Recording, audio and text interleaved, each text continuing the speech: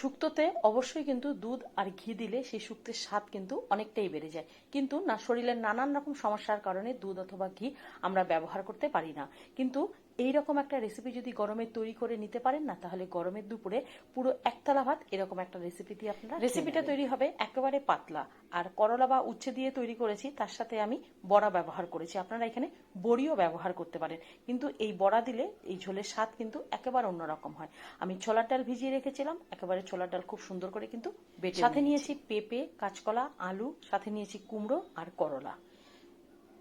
তরকারিগুলো বেশি একটু লম্বা লম্বা, যেহেতু তেঁতুল ঝোল তৈরি করব, মশলাটা একটু অন্যরকম তৈরি করব। নিয়েছি এখানে গোলমরিচ, নিয়েছি আদা আর সামান্য একটু জিরের গুঁড়ো। খুব ভালোভাবে মশলাটাকে বেটে নেব। তবে কাঁচা লঙ্কা, সবজিগুলোকে একটু লম্বা করে কেটে নিয়েছি, আর সবজিগুলো কম বেশি হলেও কোনো অসুবিধা হবে না। খুব ভালোভাবে কেটে ধুয়ে পরিষ্কার করে নিয়ে নুন হলুদ গ্যাস কমিয়ে তেলের মধ্যে একে একে সব সবজিগুলোকে খুব সুন্দর করে, সবজিগুলো তেলের মধ্যে একটু হালকা করে ভেজে তুলে নিলে সেই সবজির স্বাদ অনেকটাই ভালো হয়। আর ঝোলের যদি আপনি তেল কম ব্যবহার করেন, তাতেও কিন্তু কোনো অসুবিধা হবে না। সেই তেলের মধ্যে তেজপাতা আর রাঁধুনি ফোড়ন দিয়েছি, অসাধারণ কিন্তু। অতি অবশ্যই বেশি মশলা ব্যবহার করবেন না। আদা, অল্প একটু জিরে আর একটু গোলমরিচ।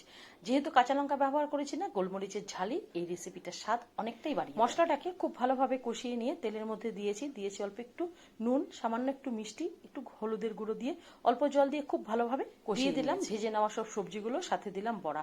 আলতো করে মশলার সাথে সবজিগুলোকে মিলিয়ে দিয়ে পরিমাণ মতন করে জল দেব।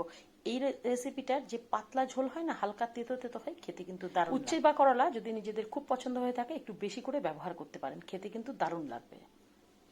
নুনের পরিমাণটা দেখে নিয়ে পরিমাণ মতন করে জল দিয়ে গ্যাস কমিয়ে খুব ভালোভাবে সবজিটাকে ফুটিয়ে নিয়েছি। অবশ্যই অল্প মশলা ব্যবহার করবেন পাতলা ঝোলে, এর স্বাদ কিন্তু অসাধারণ। খুব ভালোভাবে ফুটিয়ে নিয়ে তারপরে নামিয়ে নিয়েছি।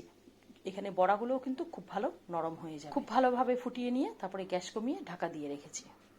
দুধ বা ঘিয়ের কারণে যারা শুক্তো খেতে চান না, শুক্তোর এই সবজিগুলো দিয়ে এরকম হালকা পাতলা মশলা দিয়ে, আদা আর একটু গোলমরিচ, সামান্য একটু জিরে দিয়ে এরকম হালকা পাতলা তেতো ঝোলটা তৈরি করে দেখবেন গরমের পুরো ভাতটাই আপনারা খেয়ে নেবেন, মুখে রুচি ফিরে আসবে। অসাধারণ রেসিপি, নিরামিষের দিনে তৈরি করুন, দারুণ।